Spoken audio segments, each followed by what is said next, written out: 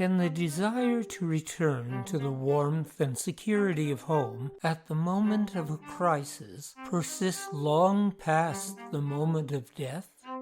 This is Mark Lyon. Welcome to the other realm.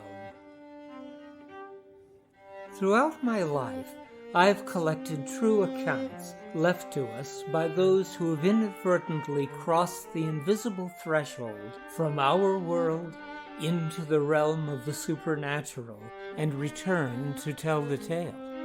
These are their stories.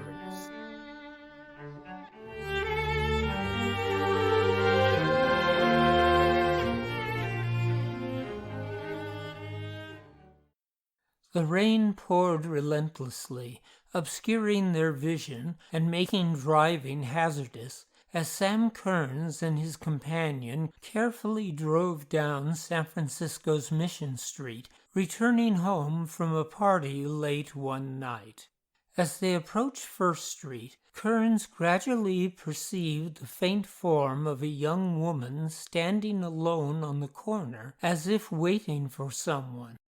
Drawing closer, they were surprised to find that she was dressed only in a thin white evening gown and had neither a coat nor umbrella. Yet she seemed oblivious to the weather. Thinking she might be in trouble, Kearns pulled up to the curb and asked if they might give her a ride home. "Yes, thank you very much," she answered, and the men quickly helped her into the back seat of their coupe. As she was obviously cold and wet, Kearns wrapped a car blanket around her.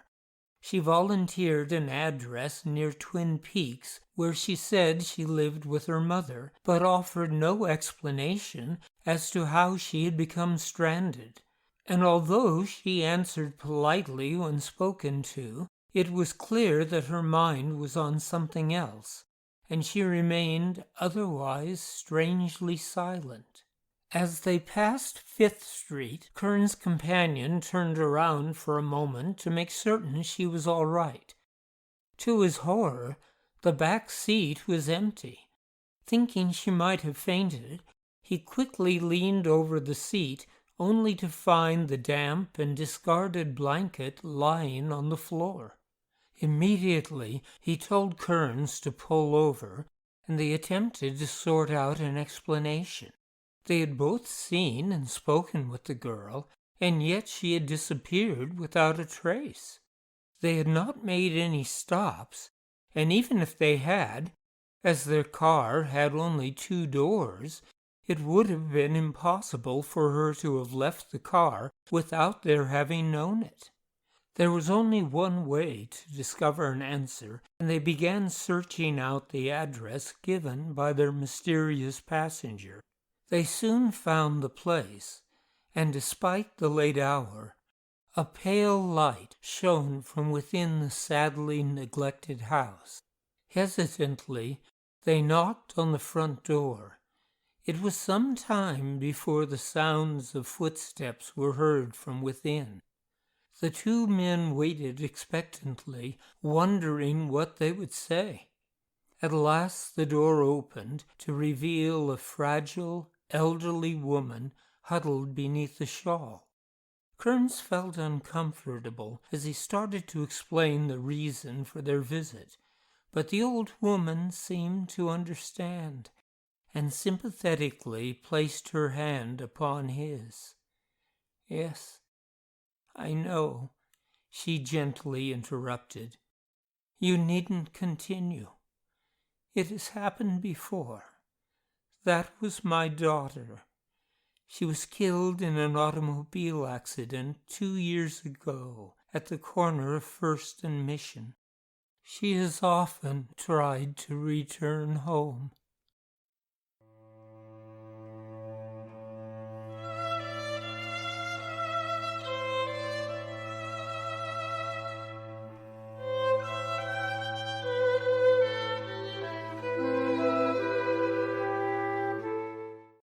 If this story sounds familiar, there's a very good reason for its familiarity.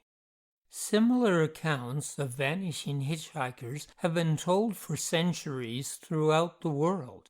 The Phantom Hitchhiker has been encountered by solitary walkers, conveyed on horseback, ridden in farm wagons and carriages, and been driven in all manner of automobiles.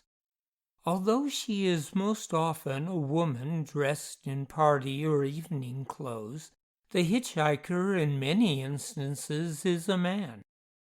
The vanishing hitchhiker is usually encountered either at the site of her death or at the gates of the cemetery in which she was buried.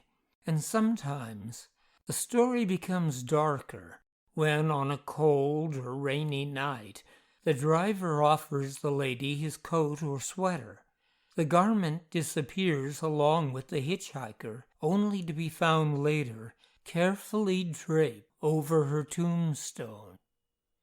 As a result, tales of the ghostly hitchhiker are often dismissed as nothing more than legends, said to have occurred to a friend of a friend and transplanted from place to place, and given the ring of authenticity through the insertion of local place names.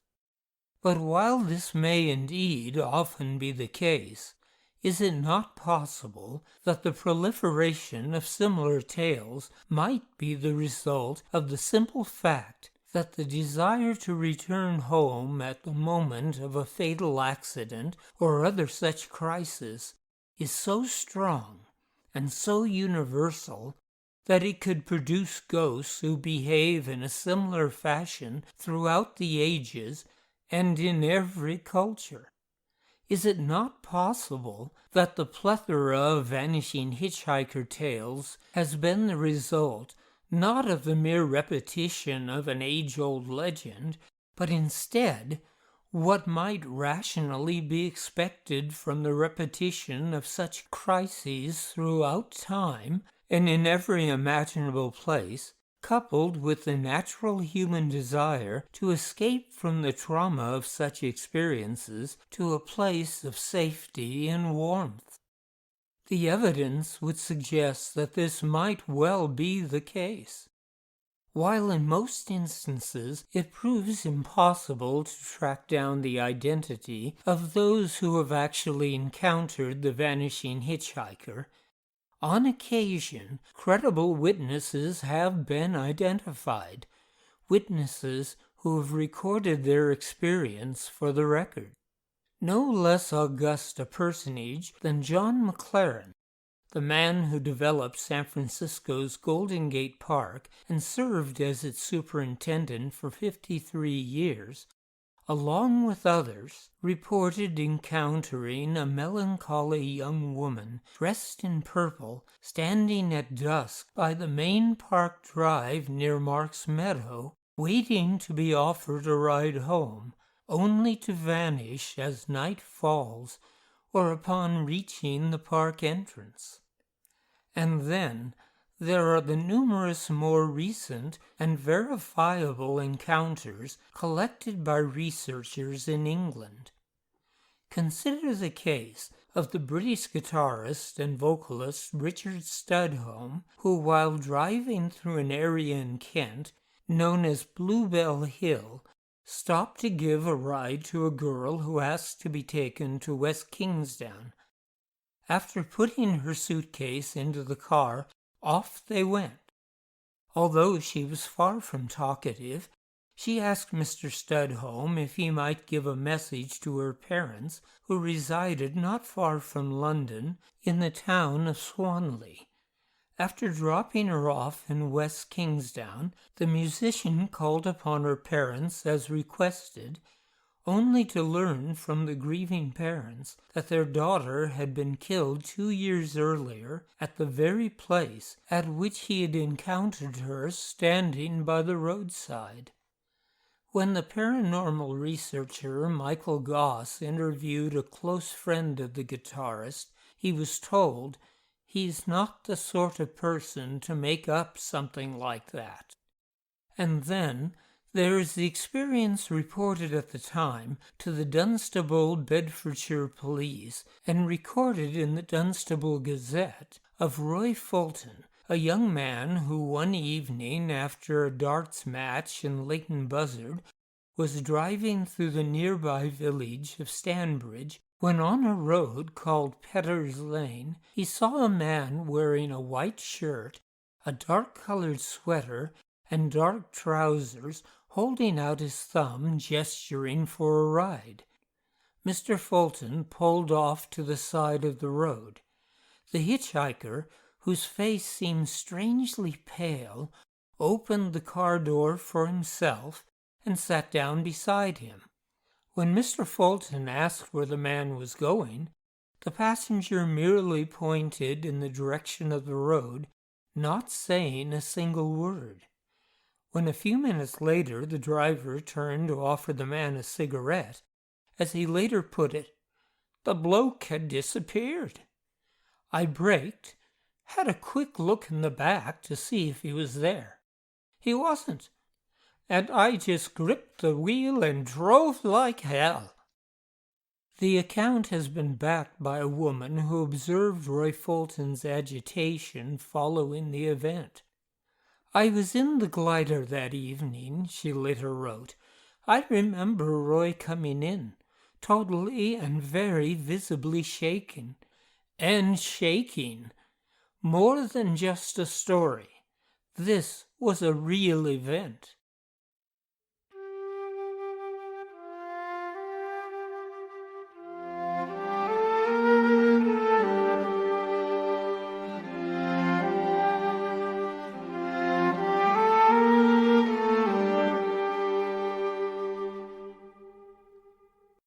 But perhaps most intriguing of all is a 10-mile portion of road on the A38 in the area of the market town of Wellington in Somerset, which has long been known to be haunted at night by a middle-aged man wearing a long grey overcoat or mackintosh, who stands in the middle of the roadway, flashlight in hand, attempting to gain the attention of passing motorists, a haunting which gained notoriety when new sightings were carefully reported in 1970 by the Western Morning News.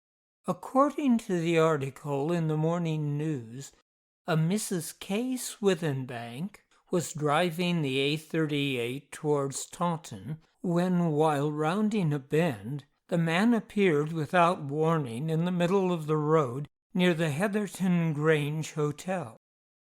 Unable to apply her brakes in time, she immediately swerved her car and almost ended up in a ditch.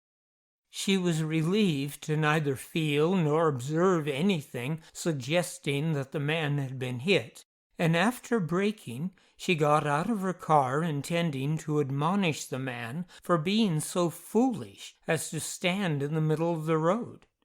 Amazingly, the man seemed to have vanished. She carefully scanned the area. There was no one to be seen either behind, alongside, or in front of her. 2 other motorists reported having exactly the same experience in exactly the same place. Another motorist reported seeing the man in the mackintosh 4 miles down the road at the village of Whiteball. A motorcyclist riding through Whiteball, however, was not as fortunate as the others. Having swerved to avoid the man in the mackintosh, the rider was thrown from his motorcycle and sustained a broken limb. On another occasion, the Phantom was seen by 4 members of a pop music group at the same time. We had an engagement up Nottingham way and were driving home, one of the witnesses told the Morning News. The 2 men in the front and the 2 girls in the back. We'd heard the story of the ghost being seen only a week or 2 before, and as we approached the stretch of road where it was seen, we were talking about it and saying we were getting close to the spot. All of a sudden, the driver said, "Look, there it is." We all saw it, all four of us, a man standing right in the road and looking toward us with an arm outstretched. I said, "Don't stop, drive on fast." We must have driven right through him. The reports of all these incidents compelled Harold Unsworth, a long-haul truck driver from the city of Exeter, to relate in a letter to the Exeter Express and Echo a series of encounters which he had quite reasonably kept secret for 12 years. He had been driving the A38 when around 3 in the morning, about a mile west of Hatherton Grange, he observed a hatless man with long, curly gray hair, wearing a gray or cream-colored mackintosh, and carrying a flashlight, standing out in the pouring rain. Seeing that the man was soaking wet and feeling sorry for him, Unsworth stopped and offered the man a ride. The man asked to be driven about 4 miles down the road to the Beam Bridge at Holcombe. Although the man's speech suggested a good education, Mr. Unsworth was more than a bit unnerved by his guest's desire to recount a series of gruesome accidents which had occurred near the bridge during a 1-week period of time, giving, with what seemed to be ghoulish enthusiasm, all of the gory details. A few nights later, around 3 a.m., Mr. Unsworth again saw the same man dressed in exactly the same manner, standing in the same place he had encountered him before, again standing in the rain, flashlight in hand. Again, Mr. Unsworth offered the man a ride, and again the man in the mackintosh asked to be let off at the old bridge, and again his conversation consisted of a recitation of horrific accidents near the old bridge. Late one night, a month later, again around 3 a.m., Mr. Unsworth came upon the man again dressed as before, standing in the rain, his flashlight at the ready. Again he asked to be dropped off at the bridge, and again the man's conversation concerned all the unpleasant details of fatal accidents which had taken place in the vicinity of the bridge. Much to his great relief, Mr. Unsworth was not to encounter the man on his nightly runs for several months. Then, one night in November of 1958, he again saw the man standing in his accustomed place by the A38. Again, he dropped the man off at the bridge, but on this occasion his strange passenger asked if Mr. Unsworth might wait for him to pick up what he referred to as cases and then take him further down the A38 to another place where he wished to be dropped off. Mr. Unsworth agreed to do so, but when after waiting 20 minutes the man had failed to return to his truck, Mr. Unsworth decided to continue on without him. Then, some 3 miles on by Morgan's Transport Cafe, Mr. Unsworth told the newspaper, he saw a figure in his headlights waving a flashlight. "I thought it was a motorist in trouble," he explained, but to my astonishment it was this man. He was shaking his fist at me. No other vehicles had passed by to give him a lift to that point. I tried to drive past him, hardly daring to look, but he leapt right in front of my lorry. I braked hard, jackknifed slightly, and stopped. I jumped out and ran back to see what had happened. He stood still in the road again, shaking his fist and cursing me for not having waited for him. He then just turned his back and instantly vanished. My hair stood on end, and I ran back to the lorry and drove off as fast as I could.